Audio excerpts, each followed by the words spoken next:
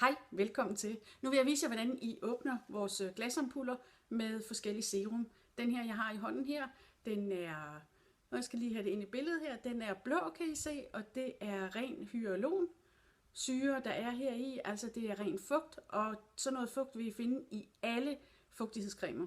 Men her har I det så i ren form. Alle vores ampuller er i glasampuller. Det er jo selvfølgelig ikke så tykt glas, der er 2 ml i, de er nemme at rejse med, de er nemme at have i håndbagagen, de er i det hele taget nemme at have med at gøre, sterile, og der er så til et par dage i sådan en ampul her.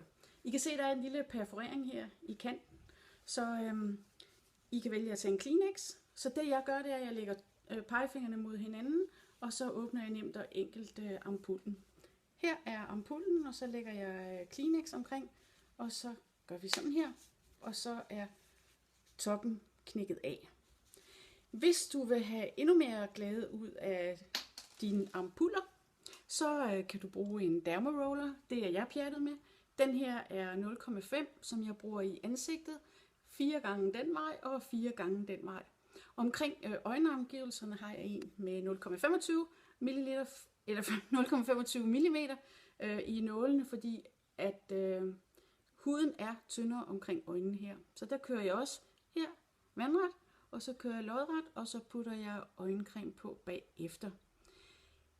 Den her dermaroller gør, at din hud får en glød.